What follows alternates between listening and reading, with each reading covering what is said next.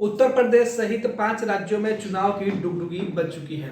अब चुनाव के इस माहौल में कई प्रतिबंध भी है। देश में पहली बार ऐसा चुनाव हो रहा है जहां पे चुनावी रैलियों को लेकर संशय बरकरार है। इलेक्शन कमीशन ने आज साफ साफ कह दिया कि 15 जनवरी के बाद चुनावी जो रैलियां हैं वो नहीं होंगी।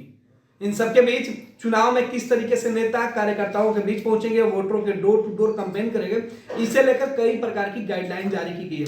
आपको बता दें कि पहले चरण का चुनाव उत्तर प्रदेश में होगा। 10 फरवरी की तारीख मुकर्रर की गई है। 7 चरणों में उत्तर प्रदेश के अंदर चुनाव होंगे। बाकी राज्यों में अलग अलग चरणों में चुनाव होंगे। जिस राज्य की जैसी जनसंख्या उसके अनुसार वहां पे चुनाव होने हैं। मुख्य निर्वाचन आयोग के जो पदाधिकारी है उन्होंने इस प्रेस कॉन्फ्रेंस में साफ कर दिया कि देश के अंदर कोरोना का संक्रमण चल रहा है। ऐसे में चुनाव की रैलियां, चुनाव संपन्न कराने की बड़ी जिम्मेवारी उनके ऊपर होगी। ऐसे में रैलियों पर, नेताओं की भीड़ पर पैनी नजर रखी जाएगी। जिन 5 राज्यों में चुनाव होना है उसमें पंजाब, गोवा, उत्तराखंड, मणिपुर और उत्तर प्रदेश शामिल है। 10 फरवरी को उत्तर प्रदेश में पहले चरण का मतदान होगा।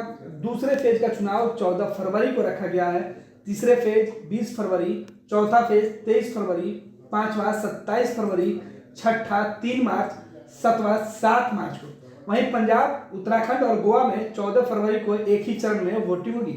मणिपुर में 27 फरवरी और 3 मार्च को वोटिंग होगी। मतदान 10 फरवरी से शुरू होगा और 10 मार्च को नतीजे आएंगे। यानी जिन 5 राज्यों में विधानसभा के चुनाव होने हैं वहां 10 मार्च को यह तय हो जाएगा कि प्रदेश में किसकी सरकार बनेगी। यानी काउंटिंग 10 फरवरी को। चुनाव की तारीखों की घोषणा करते ही सभी राज्यों में आदर्श आचार संहिता आज से लागू हो गया। मुख्य चुनाव आयुक्त ने कहा कि बिना किसी बाधा के चुनाव, लोगों को मतदान का अधिकार सुनिश्चित कराना और कोरोना के बीच लोगों को बचाव करते हुए चुनाव कराना आयोग के सामने ये 3 बड़ी चुनौतियां हैं। चुनाव आयुक्त सुशील चंद्रा ने यह भी कहा कि पोस्टल बैलेट के अलावा दिव्यांगों के लिए पोलिंग स्टेशन पर व्यवस्थाएं की गई हैं। प्रत्याशियों को ज्यादा से ज्यादा ऑनलाइन व्यवस्था का इस्तेमाल करना होगा। चुनाव आयोग ने कहा कि महिला वोटरों की भागीदारी बढ़ी है। कोरोना नियमों के तहत चुनाव कराए जाएंगे। हर बूथ पर 1250 मतदाता ही होंगे। 80 साल से अधिक उम्र के लोग, कोविड मरीजों और दिव्यांगों को पोस्टल बैलेट की सुविधा दी जाएगी।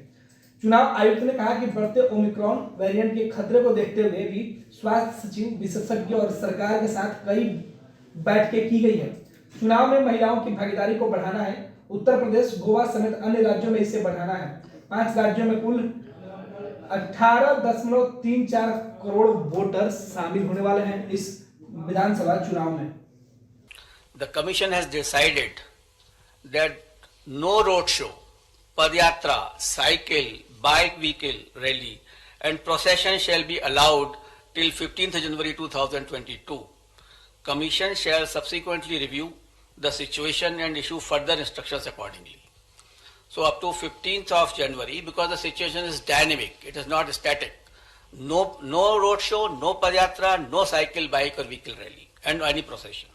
Similarly, no physical rally of political parties or probable candidates or any other group related to election shall be allowed till 15th January.